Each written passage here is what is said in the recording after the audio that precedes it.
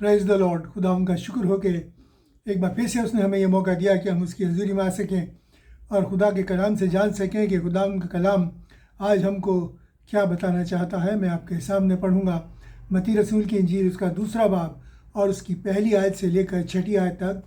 मत्ती 2 और उसकी 1 से 6। और यहाँ पर खुदा उनका कलाम हमको फरमाता है, यहाँ लिखा है कि हेरोदिस बादशाह के दिनों में जब यहूदिया के बैतलहम में यीशु पैदा हुआ तो पूरब में कई मजूसी यरूशलेम आकर पूछने लगे कि यहूदियों का बादशाह जो पैदा हुआ है कहाँ है, क्योंकि हमने पूरब में उसका तारा देखा है और उसको प्रणाम करने यानी सिजदा करने के लिए आए हैं। यह सुनकर हेरोदिस बादशाह और उसके साथ सारा यरूशलेम घबरा गया। तब उसने लोगों के सब प्रधान याजकों यानी सरदार काहिनों और आलिमों शास्त्रियों को इकट्ठा करके बुलाकर पूछा कि मसीह की पैदाइश कहाँ होनी चाहिए। उन्होंने उससे कहा कि यहूदिया के बैतलहम में, क्योंकि नबियों की मार्फत यूँ लिखा गया है कि आए बैतलहम, तू जो यहूदा के इलाके में है, तू किसी तरह से यहूदा के हाकिमों में सबसे छोटा नहीं, क्योंकि तुझ में से एक सरदार निकलेगा यानी अधिपति निकलेगा और वो मेरी प्रजा इज़राइल की रखवाली यानी निगहबानी करेगा। खुदावंद अपने कलाम पर के पढ़े और सुने जाने पर बहुत आज से बरकत दे। यहाँ पर हमने देखा कि हम जानते हैं कि अब हम बिल्कुल क्रिसमस के बहुत नज़दीक आते चले जा रहे हैं और क्रिसमस आने वाला है, इसलिए हम खुदा के कलाम से उन बातों पर गौर करेंगे जो खुदा के कलाम में हमें दी गई हैं और ये बातें क्यों लिखी गई हैं, इनका क्या मतलब है। इसी बात के ऊपर हम गौर करेंगे और देखेंगे कि खुदावंद इन बातों के ज़रिए जो हमें बताई गई हैं हमें क्या बताना चाहता है। जैसे कि हमने अभी पढ़ा कि वहाँ लिखा है कि और जब उन्होंने बताया कि हमने उसका एक तारा देखा है और बादशाह कहाँ हमें सिजदा करने आया है, तो ये सुनकर हेरोदिस बादशाह और उसके साथ सारा यरूशलेम घबरा गया।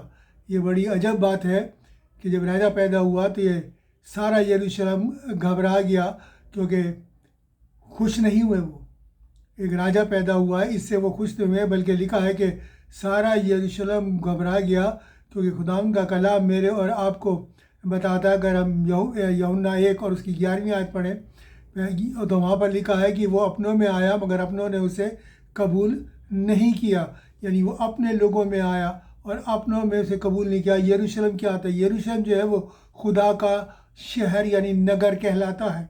खुदा का नगर यानी वो अपने लोगों में, अपने शहर में, अपने नगर में आया, लेकिन उन्होंने उसे कबूल नहीं किया, उसे उन्होंने नहीं पहचाना, बल्कि क्या करने लगे, उसे मारने की कोशिश करने लगे। क्योंकि जैसे कि हम आगे पढ़ेंगे तो वहाँ लिखा है कि और हेरोदिस बादशाह ने कहा कि जो मिले तो मुझे भी बताना ताकि मैं भी सिजदा करूं, और वो चाहता था कि बाद में उसे मरवा दे। और हम जानते हैं कि उसने ऐसा करा भी कि 2 साल से उसने छोटे बच्चों को बाद में मरवा दिया, ये सोच के कि शायद इसमें खुदा ईसा मसीह भी मारे गए होंगे, लेकिन उसने ये करा। और लेकिन वो फिर यही कि वो खुदा सारा शहर जो है वो घबरा गया, बल्कि उसकी इंतज़ार नहीं कर रहे थे, बल्कि घबराने लगे सारे के सारे। हम जानते हैं कि उसने किन को बुलाया। खुदा के कलाम में लिखा है उसने सरदार काहिनों को और किन को बुलाया? आलिमों को, शास्त्रियों को, यानी वो लोग जो के आके उन्होंने बताया कि उस तारे के निकलने का मकसद क्या है। और कलाम में से पढ़कर ये बताया गया कि वो तारा क्यों निकला गया था। जैसे कि अभी हमने पढ़ा या लिखा है कि आए बैतलहम, तू जो यहूदा प्रदेश इलाके में, तू किसी रीति से यहूदा के हाकिमों से छोटा नहीं होगा, तुझ में से एक अधिपति यानी सरदार निकलेगा जो मेरी प्रजा की, मेरी कौम की रखवाली करेगा, निगहबानी करेगा। जब ये बात उन्होंने पढ़ के सुनाई और उसके बाद भी उन्हें ये ख्याल नहीं आया कि ये कलाम किसके लिए लिखा है, जबकि ये वो लोग थे, सरदार काहिन और आलिम शास्त्री लोग वो थे जिन्हें शास्त्र की इस तमाम पुराने नियम का जो था वो रटा हुआ था, हिफ्स था, सब कुछ जानते थे, हर उसको जानते थे, नबूवत को वो जानते थे। कई बार इन्होंने बहुत सी बार इन नबूतों को पढ़ा होगा, लेकिन जब वो बादशाह को बता रहे हैं कि क्या है कलाम में लिखा हुआ है, तो वो कलाम की बात को भी यकीन नहीं करते। और क्या कहते हैं कि कलाम की बात को यकीन न करते हुए भी, और बल्कि ये बताते हुए भी उन्हें ये यकीन नहीं आता कि ये बातें जो पेशन गोई की गई है ये किसके लिए की गई है, नबूवत किसके लिए की गई है, वो इस बात से बिल्कुल अनजान है।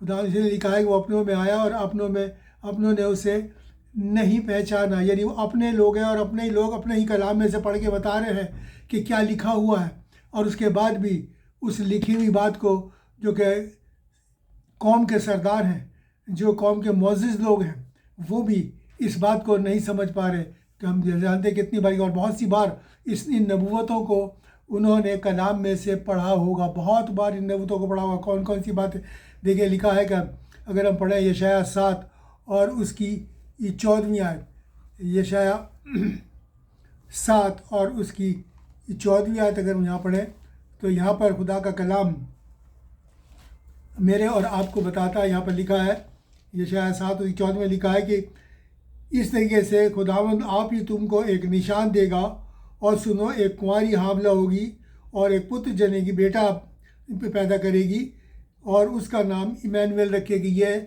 पेशन गोई थी, ये कही करी गई थी। उसके बाद ऐसी सेम ही पेशन गोई जो है वो यशाया 9 और उसकी 6 में की गई है, यशाया 9 और उसकी 6 में की गई है। और यहाँ पर क्या लिखा है, वहाँ पर लिखा है क्योंकि हमारे लिए एक बेटा पैदा हुआ और हमें एक पुत्र दिया गया और प्रभुता उसके कंधे पर होगी, और उसका नाम अद्भुत युक्ति करने वाला, पराक्रमी परमेश्वर और अनंत काल का पिता और शांति का राजकुमार रखा जाएगा। इसको मैं उर्दू में पढ़ दूँगा। और हमें एक लड़का दिया गया, एक लड़का पैदा हुआ और हमें एक बेटा दिया गया, और लिखा है कि उसका सल्तनत उसके कंधे पर होगी और उसका नाम अजीब, मुशीर, खुदा कादिर, अब्दियत का बाप और सलामती का शहज़ादा होगा।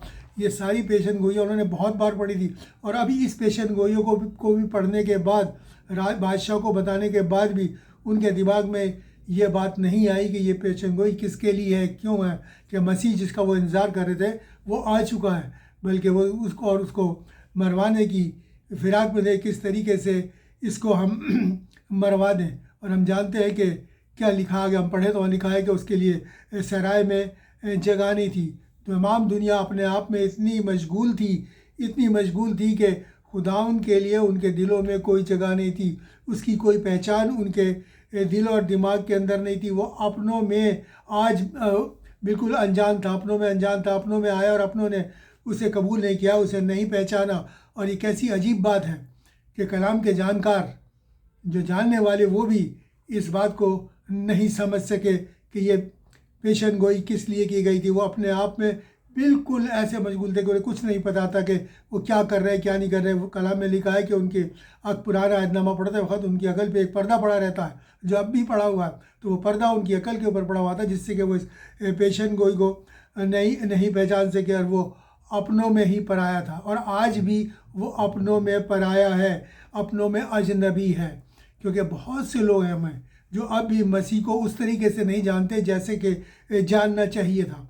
क्योंकि वो किस तरीके से के लोग हैं, खुदा का कलाम इस बारे में बहुत अच्छी तरीके से मेरे और आपको बताता है। और यहाँ पर खुदा का कलाम लिखता है, अगर हम तीतुस का ख़त उसका पहला बाब और उसकी 16वीं आयत पढ़ें तो यहाँ पर लिखा है, और वो कहते हैं कि हम खुदा को जानते हैं और पर अपने कामों से उसका इनकार करते हैं, क्योंकि वे मकरूह यानी कि वो घृणित और नाफरमान यानी आगे हुक्म ना मानने वाले और किसी नेक काम के काबिल नहीं है, योग्य नहीं है। वो ऐसे लोग हैं, मुँह से तो बहुत करते हैं, खुदावंद खुदावंद खुदावंद कहते हैं, हम उसको मानते हैं, हम उसकी बात करते हैं, लेकिन उनके काम जो है, उनके काम जाहिर कर देते हैं कि वो बातें सिर्फ ज़ुबानी है, उनके दिल में मसीह कहीं पर भी नज़र नहीं आता।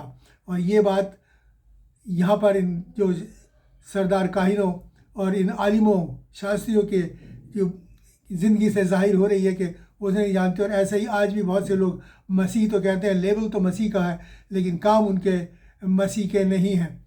और इस तरीके से अगर हम पढ़ें लूका उसका 19वां बाब और उसकी 41 और 42वीं आयत, लूका 19 और उसकी 41 और 42वीं आयत, तो वहाँ पर लिखा है कि जब वो यरूशलेम के निकट आया, यरूशलेम के करीब आया, तो शहर को देखकर रोया। खुदावंद मसीह के लिए लिखा है, जब वो यरूशलेम के निकट आया तो शहर को देखकर रोया और कहा, काश तू भी इस दिन को जान लेती कि तेरी सलामती यानी तेरा कुशल किस में है, लेकिन ये बात तेरी आँखों से छिपी रही, ये बात तेरी आँखों से छिपी रही। हाँ, वो यरूशलेम को देख के रोया, जब शहर को देख के नहीं, शहर के लोगों को देख के रोया कि जब वो आया यरूशलेम में तो लोगों ने उसको नहीं पहचाना, बल्कि जो सरदार काइन वहाँ पर थे और जो तो वो सब क्या कहने लगे कि इनको चुप कर, ये क्यों शोर मचाते हैं। तब खुदावंद ने उनसे कहा था कि अगर ये चुप हो जाए तो पत्थर चिल्ला उठेंगे। और इसी तरीके से वो कहते हैं कि ये बात तुमसे छिपी रही, काश तुम इन लोगों को जानते। और इसी तरीके से अगर मसीह जब हमारी इस दिल नुमा यरूशलेम को, इस दिलनुमा शहर को देखता है तो उसका मन जो है बहुत दुखी होता है, गमगीन होता है। और यही बात वो मेरे और आपके लिए भी सोचता है कि काश हम इस दिन को पहचान लेते, इस दिन के बारे में जान लेते। खुदावंद की ये नजात का दिन है, नजात का समय है। खुदावंद इस खुशी के समय को हम पहचान लेते कि हमारी सलामती किस में है, मसीह में कायम रहने में है या मसीह से या दुनियादारी में बने रहने में है, मसीह के कलाम को जानने में है या उससे अनजान बने रहने में है। जान लेते, मगर ये बातें हम आँखों से छिपी रहे। अब हमें अपनी आँखें खोलनी है। अब रात बहुत बीत गई है, हमारे जागने का समय आ गया है। इसलिए अब हमें ज़रूरी है कि हम खुदावंद की इस नसीहत को, जो बातें हमें कलाम में लिखी है, उस बातों को हम अपने दिलो दिमाग में बिठा लें और उसके मुताबिक अपनी ज़िंदगी को बसर करने वाले बन सकें। क्योंकि देखिए कि खुदावंद का कलाम हमको क्या कहता है। अगर हम पहला कुरिन्थियों उसका 6 बाब और 19वीं आयत पढ़े तो वहाँ पर लिखा है, क्या तुम नहीं जानते कि तुम्हारा बदन यानी तुम्हारी देह जो है पाक रूह का मंदिर यानी मकदस है, और जो तुम में बसा है वो तुम्हें खुदा की तरफ से मिला है और तुम अपने नहीं हो। इस बात को मेरे और आपको जान लेना चाहिए कि जब हम ईमान लाए, खुदावंद मसीह कहलाए, तो खुदावंद ने जो पाक रूह हमको दिया वो खुदावंद की तरफ से हमको मिला है। और वो कहता है कि तुम अपने नहीं हो। इसलिए हमें अपनी मर्ज़ी को पूरा नहीं करना, बल्कि क्या करना है, वाली कहा है वो खुदा की तरफ से हमको मिला है, तुम अपने नहीं हो। ये जानते हुए हमें अपनी ज़िंदगी को बसर करना है कि हम नहीं, हमारी ज़िंदगी जो है वो खुदावंद की एक अमानत है, जो खुदावंद की तरफ से मेरे और आपको मिली हुई है। और इसलिए मेरे और आपको उसी के मुताबिक उस ज़िंदगी को बिताना है। लेकिन मगर हम क्या करते हैं, हम उस खुदावंद के साथ बेईमानी करते हैं, उसके मर्ज़ी के मुताबिक जीते हैं, यानी कि खुदावंद की अमानत में ख़यानत करते हैं, उसको धोखा दे रहे हैं कि ये अमानत जो देह है, हमारा दिल है, जो हम खुदावंद ने हमको बख्शी है, वो हमें नेक काम के लिए बख्शी है। और उसने अपनी छवि और सूरत पे मेरे और आपको इसीलिए बनाया कि वो चाहता है कि अपने जैसी औलाद को वो रहे, उसके साथ रहे, उसने कायम किया। लेकिन हम अमानत में ख़यानत कर रहे हैं, जो हमारा नहीं है उसको ना रखते हैं, बल्कि दुनियावी बातें, शैतानी बातों की तरफ ज़्यादा अपने आप को ध्यान लगाते हैं। और खुदावंद से हम लोग अलग हैं। जैसे जब लोग अनजान थे, वैसे आज भी लोग अनजान बने हैं। और देखिए खुदावंद का कलाम इसी बात के लिखा है। और ये सब बातों को देखने के बाद खुदावंद का आत्मा आज भी दुखी होता है मेरे और आपके लिए, क्योंकि ये बात मैं नहीं, खुदावंद का कलाम कहता है। अगर हम इफसियों उसका 4 बाब और उसकी 30वीं आयत को देखें, इफसियों 4 उसकी 30 में लिखा है कि पाक रूह को दुखी यानी गमगीन ना करो। पाक रूह को जो तुम्हारे अंदर है, जो तुम्हारा नहीं है, जो खुदावंद ने हमको दिया है, उसकी अपनी ज़िंदगी का दम जो हमारे अंदर है, उसको गमगीन ना करें, उसको दुखी ना करें। कब दुखी होता है, जब वो करते हैं जो खुदावंद की मर्ज़ी के ख़िलाफ़ है। और ये हमारे लिए बहुत ज़्यादा नुकसानदेह, हमें ऐसा नहीं करना है। और इस बात को हमें सोचना है कि अगर हम इस क्रिसमस पे अगर सचमुच में खुदावंद हमसे खुश नहीं है, तो ये समझ लीजिए वो क्रिसमस में हमारे साथ भी नहीं है। और अगर हम चाहते हैं कि इस क्रिसमस के ऊपर खुदावंद हमारे साथ हो, जिसका हम जन्मदिन मना रहे हैं, तो हमें अपनी मोहब्बत का सबूत उसे देना है, उसकी मर्ज़ी के मुताबिक ज़िंदगी बसर करने के लिए। और देखिए खुदावंद का कलाम, यानी खुदावंद का कलाम ये बात कहता है। अगर हम 2 कुरिन्थियों उसका 2 बाब और उसकी 8वीं आयत देखें तो वहाँ पर लिखा है, इसलिए मैं तुमसे गुजारिश करता हूँ, विनती करता हूँ कि अपनी मोहब्बत का, अपने प्रेम का प्रमाण दो, यानी सबूत दो। अपनी मोहब्बत का सबूत दो। पौलुस फरमाते हैं हमें अपनी मोहब्बत का सबूत देना है। और ये सबूत किस तरीके से देना है, हमें सिर्फ अपने मुंह से ही उसका इकरार नहीं करना, बल्कि अपने कामों से भी उसका इकरार करना है। ये सबसे बड़ा सबूत है मेरे और आपका, कि अगर मैं आपसे कहूँ कि मैं आपसे मोहब्बत करता हूँ और हर वो काम करूँ जो आपकी मर्ज़ी के ख़िलाफ़ है, तो आप कहेंगे कि नहीं, आप मोहब्बत नहीं करते और आप दुखी होंगे मेरी ज़िंदगी से। इसी तरीके से हमारा खुदावंद भी जब हम वो करते हैं जो उसकी मर्ज़ी के ख़िलाफ़ है तो वो दुखी होता है, वो गमगीन होता है।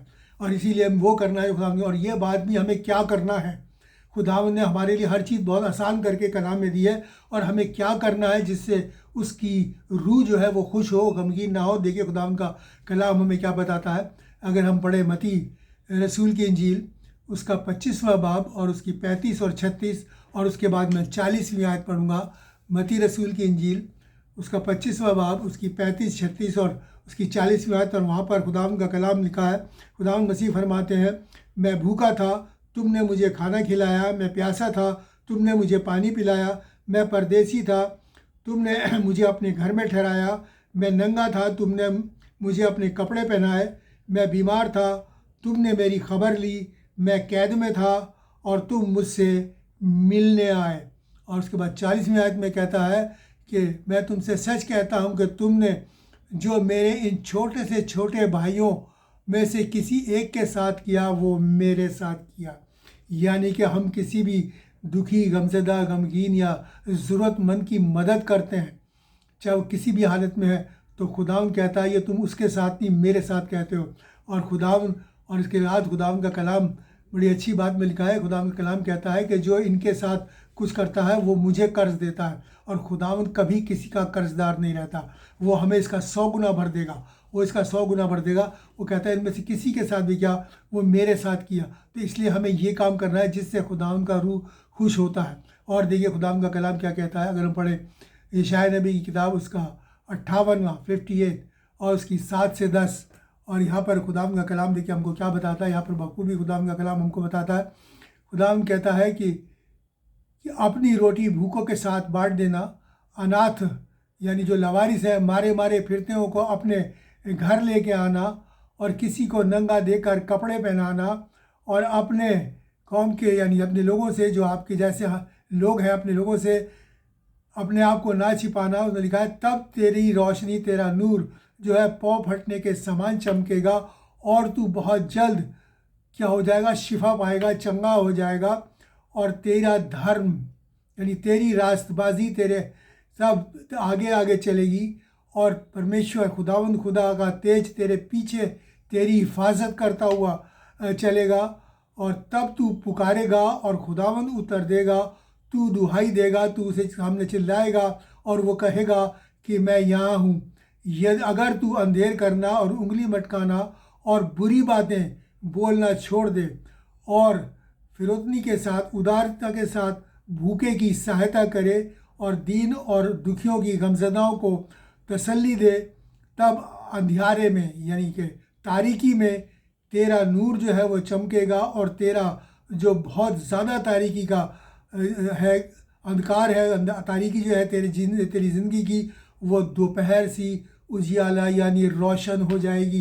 यानी इतनी बड़ी बरकत खुदावंद मेरे और आपको देगा अगर हम उसकी मर्ज़ी के मुताबिक किसी गमज़दा की, किसी दुखी की मदद करते हैं, भूखों को खाना खिलाते हैं, किसी को कपड़े इनायत फरमाते हैं। तो यकीन मानिए कि बहुत बड़ी बरकत खुदावंद की तरफ से, जैसा कि अभी हमने पढ़ा, मेरे और आपको खुदावंद देने के लिए तैयार बैठा। ये खुदावंद का कलाम है, और खुदावंद कभी भी झूठ नहीं बोलता। यानी अपनी रोटी को हमें दूसरों के साथ बांटें, तब खुदावंद, और अब जब हम ऐसा करेंगे तब यह जाहिर करेगा कि हम सचमुच में खुदावंद से मोहब्बत है। ये एक सबूत होगा खुदावंद के प्रति हमारी मोहब्बत का, कि हम सचमुच में खुदावंद से मोहब्बत करते हैं। ये एक सबूत होगा कि हम न सिर्फ अपनी ज़ुबान से बल्कि अपने कामों से भी उससे मोहब्बत करते हैं। अगर मैं इन तमाम खिदमत को एक जुमले में अगर रखना चाहूँ तो मैं आपके सामने रखूँगा। अगर हम फिलिप्पियों 2 और उसकी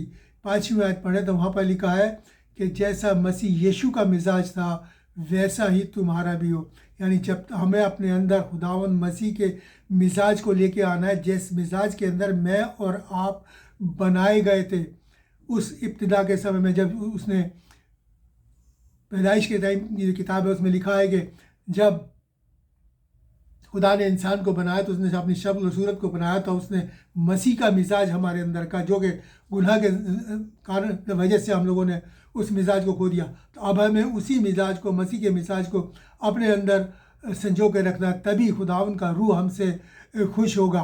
और क्रिसमस का एक ख़ास मोटो है, वो ये है, Christmas is time to give not to take. यानी कि क्यों? क्योंकि खुदा ने भी अपना बेटा हमको दिया ताकि वो हमारी बुराइयों को ले ले, हमारे गुनाहों को ले ले, और हम गुनाह से नजात पा के उस हमेशा की ज़िंदगी के उस जन्नत के वारिस हो सके, उस जगह जा सके जहाँ खुदावन मसीह खुद रहता है।